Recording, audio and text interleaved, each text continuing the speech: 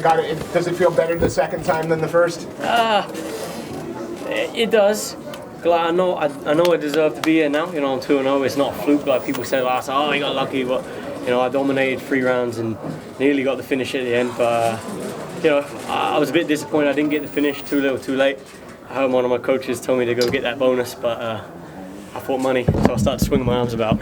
You know, too late. I know fighters are usually, you know, their toughest critics, but you know, other than the win, what are you most pleased with the performance out there over 3 rounds?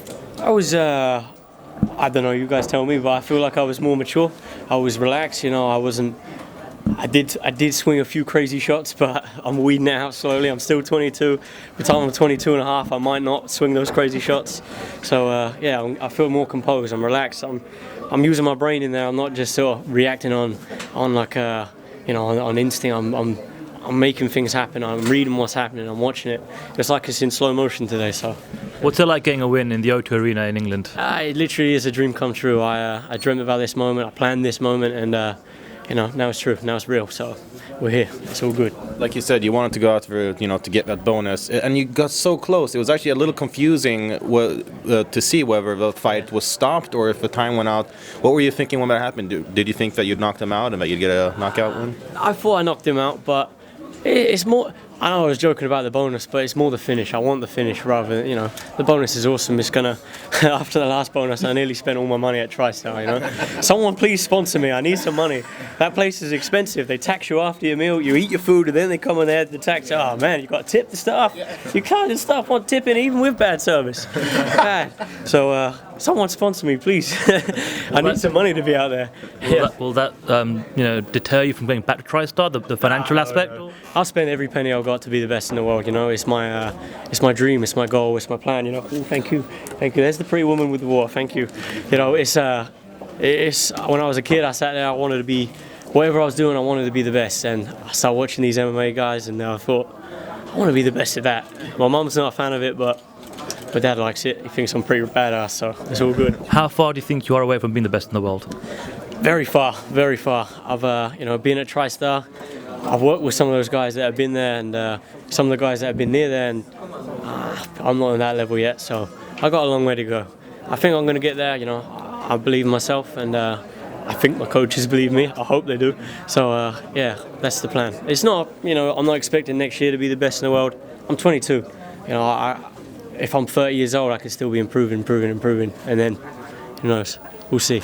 You've trained with some of the UK's most well-known guys. You got Jack Mason and you know, John McGuire and those guys, and now you're out with Firas Zahabi and O'Keefe. You know, how good a start did the UK scene give you? I mean, because I think still people look at us as a little bit behind, but you know, the UK scene gave you the platform, and TriStar have polished it. Yeah. Like the guys at BKK Fighters. If without them I wouldn't be where I am. So guys like Jack Mason, he's always guided me. I had the conversation with him when I was talking about moving to TriStar, and he basically told me to go. He was like, "You'd be an idiot not to." And he's probably one of the most selfless people I've met, Jack. So he's always had my career at heart, and he's one of the best guys I know. Just a good soul. He is. Did you see an opportunity in the fight where you could have landed that shot any earlier at all? I saw many opportunities, but the whole thought going into this fight, I wanted to have a professional performance. I wanted to be composed. I didn't want to force opportunities that weren't there. I didn't want to get hit unnecessarily. I didn't want to, you know, put myself at risk when I didn't have to. Maybe it made less of an exciting fight than usual, but you know, I don't know. You guys tell me. Was it boring or was it, you know, okay? Ended with a bang. Yeah, that's good. Well, I always want to put on exciting fights, but more than anything, I want to grow, improve. Like I say, I want to work to that goal of being one of the best guys. So. Do you think there are the case of Octagon jitters here fighting in the UK? No jitters. I'm a professional. You know, there was a little bit of jitters on the debut. You know, there's 5 days notice. It was all the time I was in the cage. It was like last week I was sitting at home eating pizza, and now I'm here. I was like, shit, what the fuck? It was crazy. But yeah, this time I had months. I was with the best team in the world for 5 months preparing for this. So I've been visualizing and dreaming of my hand with the race, you know, and it will come to true as I planned. You mentioned that you felt more mature this time around, that, you know, you learned a little bit. What specifically was it about, you know, your game plan or just your performance that made you feel that way? Well, I've got a smooth haircut. I've got a strong beard going on. I'm 22 years old now. I can rent a car in some places. Still not England, you have to be 26. So I mean, yeah, something like that. I tried and they told me to get fucked. I was just like, yeah. But you know, that's it. It seems to me that the UK MMA scene's coming on a cycle. We had Dan Hardy and, you know, the Roughhouse guys that all hit the UFC and had massive success. And now guys like you and Tom Breeze, you're leading the next generation of UK global MMA stars. Does that make you feel good? Does it make you feel pressure? Or what do you think about that? It makes me feel good, you know. This is what I wanted. Like I say, it's part of the plan. It's what I've dreamt of, it's what I've wrote down in my notes, it's where I want to be going, and it's what I want to be doing. So there's no pressure, you know. I wouldn't put myself in a position where I feel I don't like it, you know. I want to be here. This is the comfort zone. It feels, you know, I'd be uncomfortable if I wasn't in this position. So this is what I want. What else are on those notes? Pardon? What else are on those notes? Buy my mum a house. I'd let them have the best house in the street. Something like that. Buy my dog a shiny collar. Like the secret notes. Yeah. Did your mom watch tonight? I don't know if she watched, but I didn't give her a ticket. She's a bit crazy, you know. I don't let her come to the fights. She'd end up glassing my opponent or something. She's crazy, man. Serious. She's a crazy woman. Is your dad here? Yeah, my dad's here. He's in the crowd somewhere. I'm gonna have to go find him after the fight. So officially you didn't get the finish, but you got that explosion from the crowd, which you don't often get from a decision victory. Yeah. Were you sensing that? Because it did kind of feel like the crowd was sort of falling asleep a little bit. There were a bunch of decisions. Did you feel the excitement when they thought you finished them? Yeah, you know, I thought I finished it after, but obviously it was too late. But maybe they thought I finished it too, but all too little, too late, unfortunately. What's going on in Montreal with all you guys, all you European guys? Do you band together? Do you feel, are you like a little clique? Because you know, they were talking about, you know, the initial British invasion or the European invasion. All those guys stayed local. Now it seems like for some reason all of you are coming to TriStar in particular. Why is that, and how are you dealing with each other over there? I just think there's a majority of guys there who are high level, you know.